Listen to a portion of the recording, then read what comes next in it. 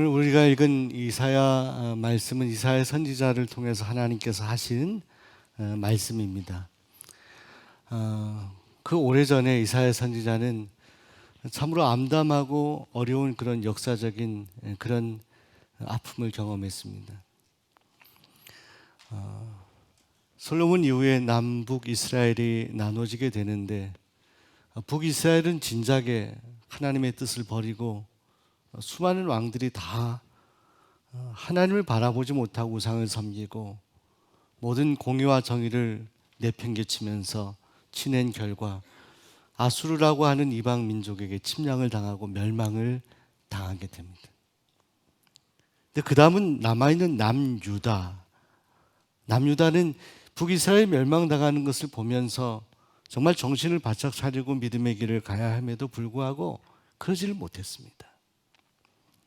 이 모습을 지켜보았던 하나님의 사람 이사야, 이 이사야에게 하나님의 말씀이 임하고 하나님께서 그 암울하고 어려운 역사 가운데 여전히 남유다가 하나님을 떠나 있고 하나님 바라보지 못하는 불신앙의 그런 사람들의 모습을 보면서 하나님께서 이사야 선지자를 통해서 주신 메시지가 대부분 심판의 말씀이었습니다.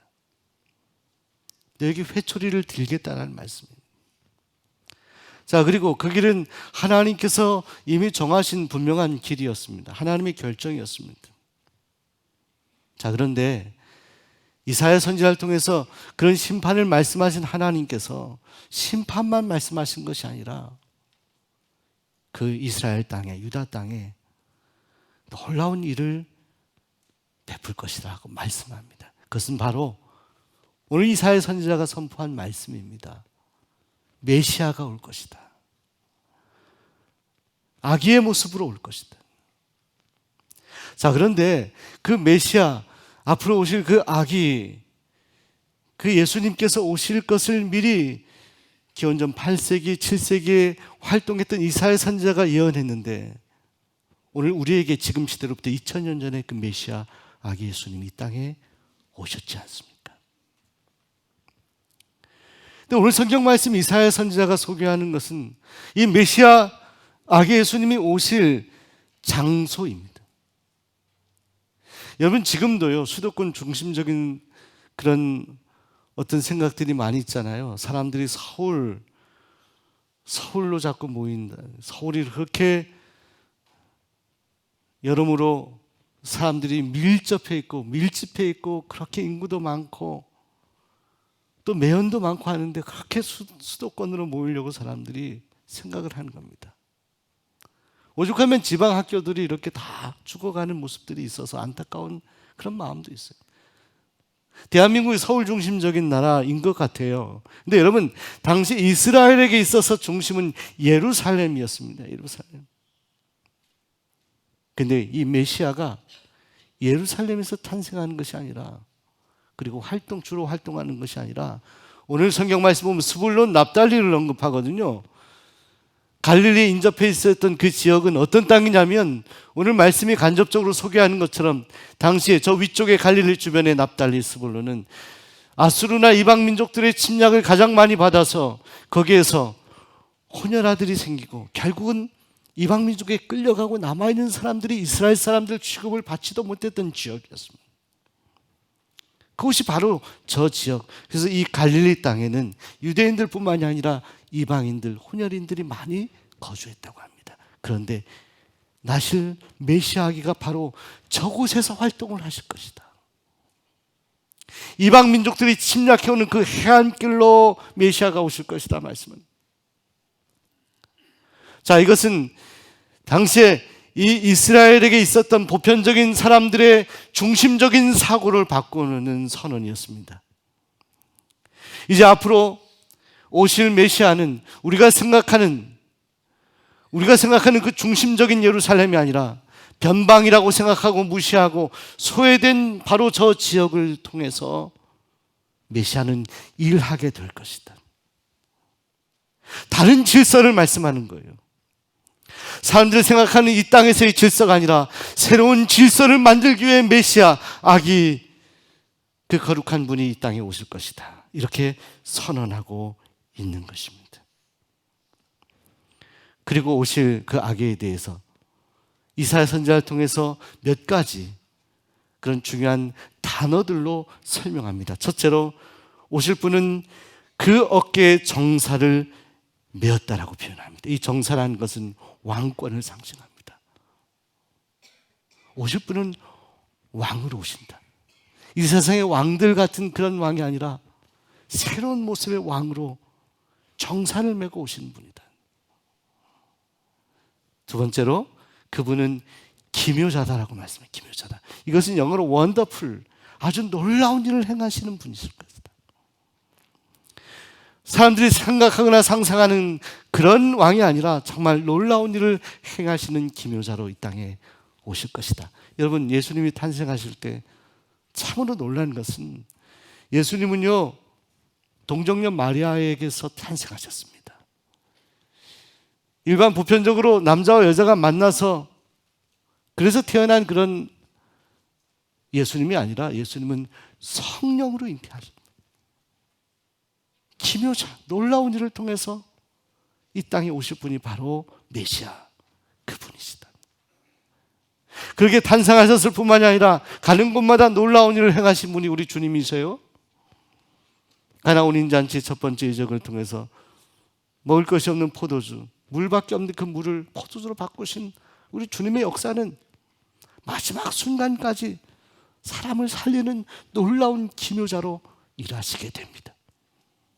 병자들을 고치시고 심지어는 시체 냄새나는 나사로를 무덤에서 꺼내시고 그를 살리시는 놀라운, 광풍을 잠잠하게 하시고 사람들이 상상할 수도 없던 일을 행하셨던 놀라운 기묘자로 메시아 아기 예수님은 이 땅에 오시지 않았습니까? 자, 그것을 바로 이사야 선지자는 수백 년 전에 예언한 것이죠. 둘째로 모사라고 표현합니다. 모사라는 것은 우리가 모사꾼이란 표현하잖아요. 아주 어떤 일을 치밀하게 계획하고 꾸미는 사람을 모사라고 합니다.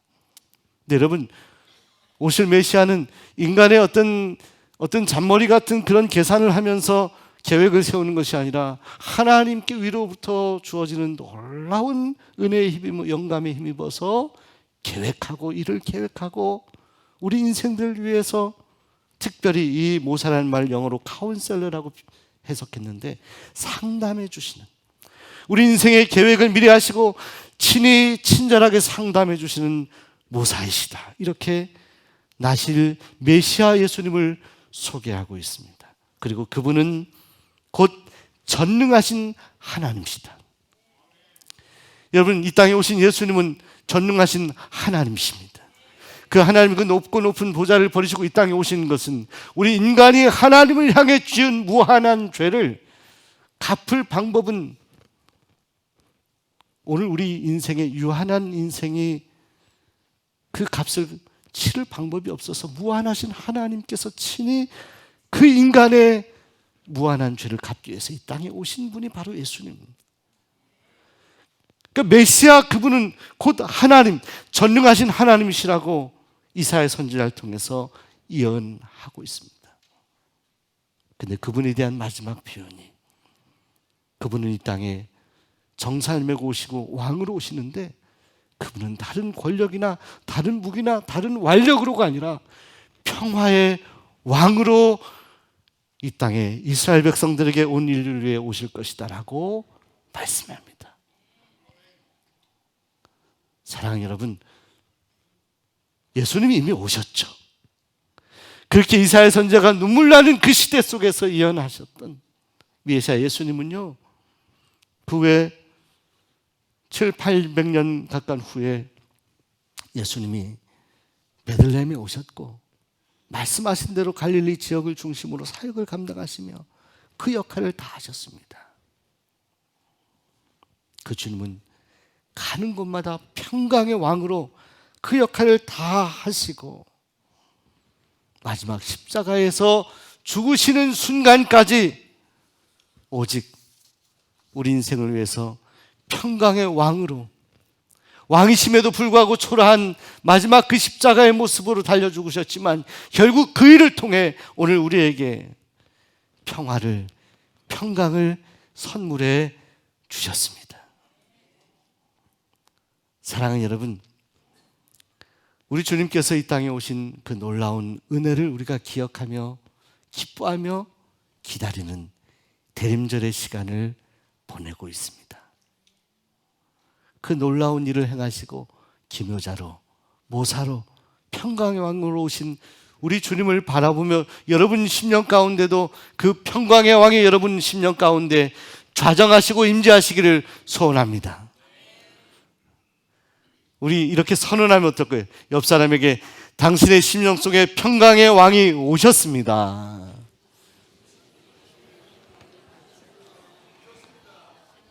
여러분, 우리 과거형으로 표현하는 것 중요합니다. 이미 오셨다. 언제 오실까? 오세요가 아니라 이미 오셨습니다. 실제로 오셨잖아요, 예수님께서.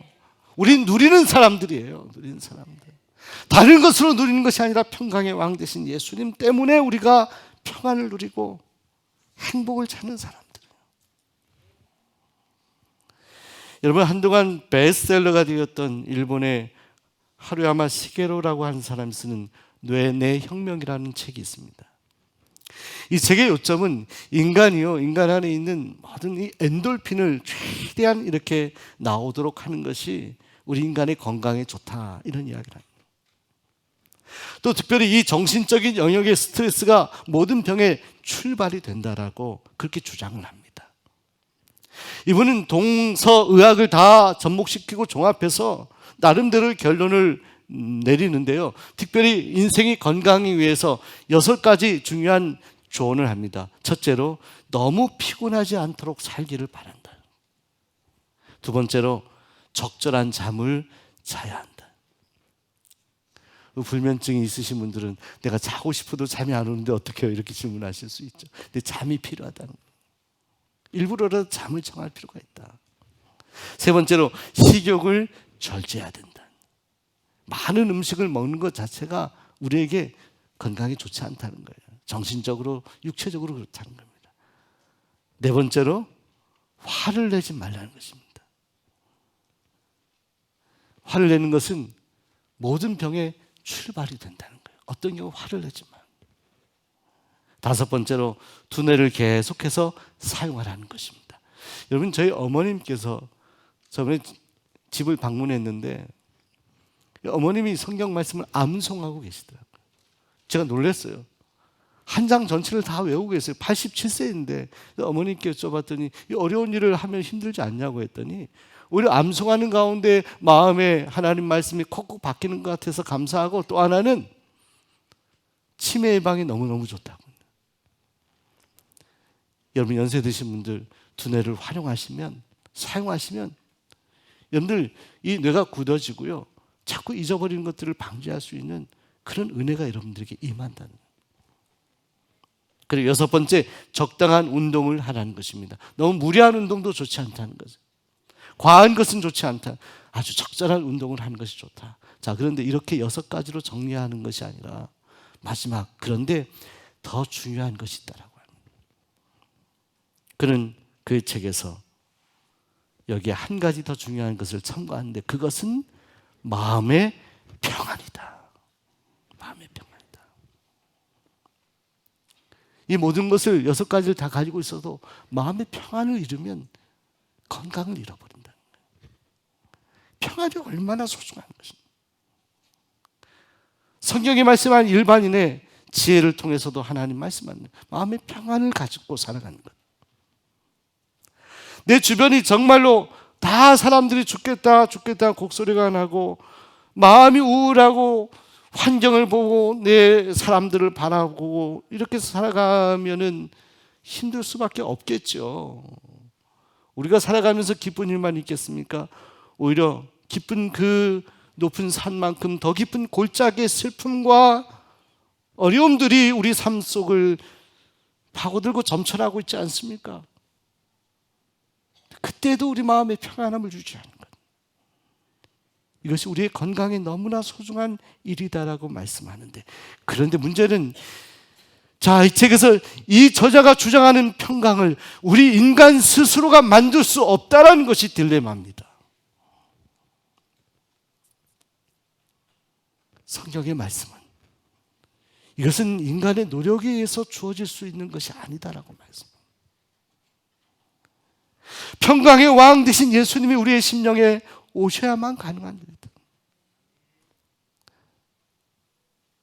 인간이 아무리 노력해서 얻을 수 있는 대단한 것들이 많이 있겠지만 이 심령 가운데 있는 평안을 인간 스스로의 노력으로 만들 수 없다라는 것이 결론이에요. 성경은 이것은 오늘 이사야 선지가 그 아무라고 힘들었던 시대에 전했던 메시지처럼 이거는 하나님께서 우리 인생에게 주신 놀라운 선물 메시아 예수님, 그 예수님이 우리의 심령 가운데 오셔야만 가능하다는 것을 말씀하는 겁니다. 예수님이 실제로 이 땅에 오셔서 평강을 위해서 모든 것을 하셨습니다. 심지어는 평화를 깨고 평강을 깨려고 하는 많은 세력들에 맞서서 주님은 칼과 창이 아니라 말씀으로 하나님 부어주시는 성령의 은혜로 모든 것들을 무력화시키셨습니다. 주님에게 도전이 많았습니다. 한 번은 바리새인 같은 율법주의자들이 한 가늠한 여인을 데리고 오잖아요. 율법의 위원을 돌로 쳐야 되는데 어떻게 할 거냐고 그때. 이러지도 저러지도 못하게 예수님을 그 구덩이에 빠뜨리고자 하는 그들 앞에서 주님이 가만히 생각하시고 주님 말씀하잖아요. 그 가련한 여인 앞에서 너희 중에 죄가 없는 자가 돌로 치라라는. 여러분 지금 이 시대에도 주님이 그 말씀을 하신다라고 하면 우리가 때때로 누군가에게 비난의 화살을 돌리고 누군가에게 어떤 심판의 잣대를 들이대려고 할 때 주님의 말씀 우리 삶에 적용하면 우리는 그렇게 하면 안 되는 거죠. 죄 없는 자가 어디 있어요? 남을 정죄할 자격이 우리에게 누가 있냐고요. 이렇다 저렇다 심판할 자격이 오늘 우리에게 주어졌습니까? 우리가 긍휼함으로 주님이 긍휼함으로 우리를 불쌍히 여기셔서 구원받은 인생이고 그래서 만들어진 평화인데 자 오늘 저와 여러분의 삶이 진정 우리가 가는 곳마다 이 평화를 만들어가고 있는지 자 메시아의 정신이 우리 속에 있는지를 살펴보자는 거예요. 이 어려운 난국에 우리는 다시 한번 평화의 왕 되신 예수님의 공생의 기간에 그 처절한 영적 싸움을 우리가 기억해야 된다는 거예요. 여러분 주님은 제자들을 파송하시면서도 말씀하셨죠. 가는 집마다 복을 빌라고 했는데 어떤 복을 빌라고 하셨어요? 평강이 있을지어다. 평안을 빌라고 했어요. 평안. 그 평안을 받아들이면 그 사람들이 그 평안을 누리게 될 것인데 만약에 그것을 거부하더라도 그 평안은 죽지 않고 다시 부메랑처럼 너에게 돌아올 것이다라는 말씀입니다. 자, 평안은 살아있다는 거예요. 평안은 움직인다는 거예요. 평안은 화석화된 하나의 물건이 아니라 지금도 살아서 역동적으로 우리와 함께 하시는 바로 그 예수님이 우리의 평안의 실체가 되신다는 거예요. 주님은 마지막 십자가에 달리시기까지도 침묵하시며 평안을 만드셨습니다. 십자가 위에서도. 주님 평안을 위해 모든 것을 하셨어요.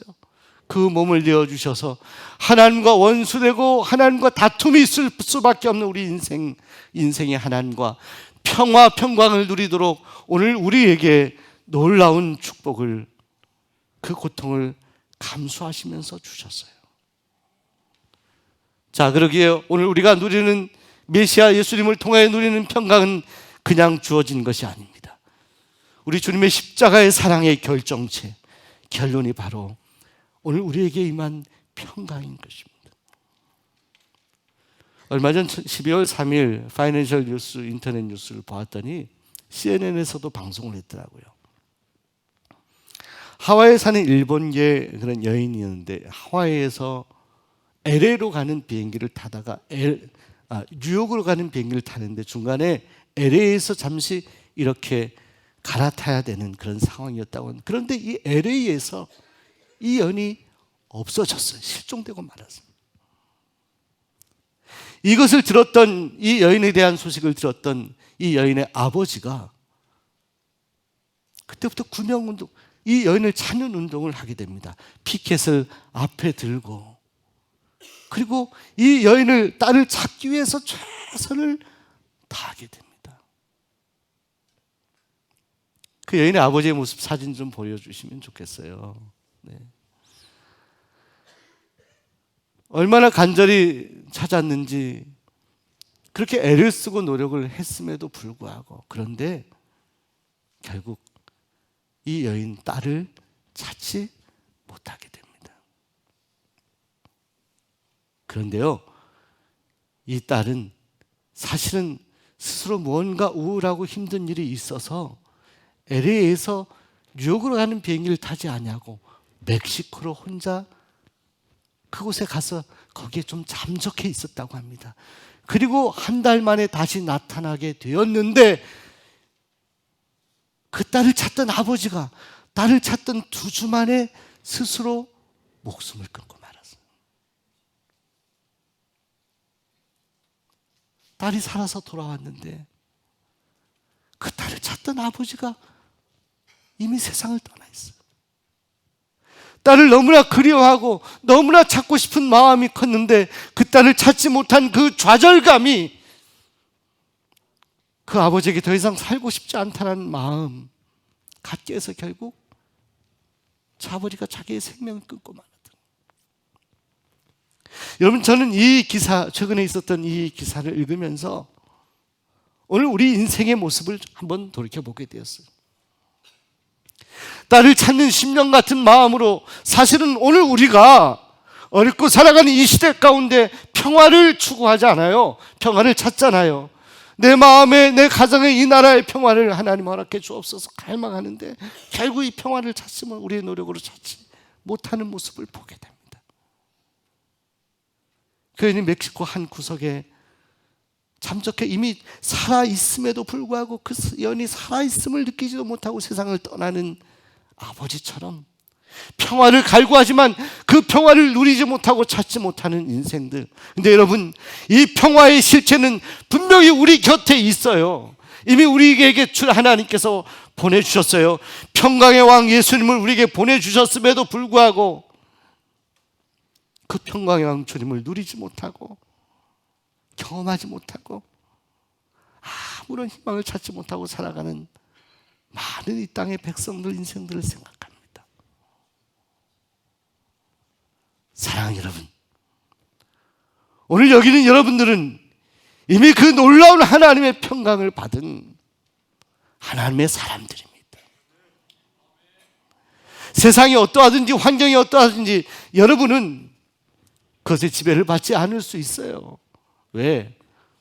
이미 하나님이 여러분을 사랑하셔서 평강의 왕 예수님, 울고 나신 그 메시아를 우리에게 보내주셨고, 우리의 심령 가운데 그 주님이 계십니다. 그 주님과 함께 더불어 살아가는 것, 그 주님이 성령으로 임재하셔서 우리 안에 놀라운 평강을 우리에게 허락해 주시는 것을 누리며 살아가는 것. 자, 그 평강 안에서 주님과 동행하며 살아가는 우리의 시선 속에 세상을 바라보는 우리의 시선이 바뀌게 되는 거죠. 염려와 불안과 초조가 사라지고 우리 안에 주님이 주신 평안함이, 넉넉히 세상을 이기며 살았던 우리 주님처럼 우리도 그들을 따라가는 하나님의 자녀가 되게 하는 것입니다. 여러분은 하나님의 자녀입니다. 하나님이 여러분에게 이미 평강을 선물로 주신 하나님의 자녀, 이 백성의 놀라운 측권 지위를 누리며 살아가는, 그리고 세상 곳곳에 그 평화를 만들어가는 하나님의 소중한 백성들이 다 되시기를 소원하고 축복합니다. 기도하겠습니다. 하나님,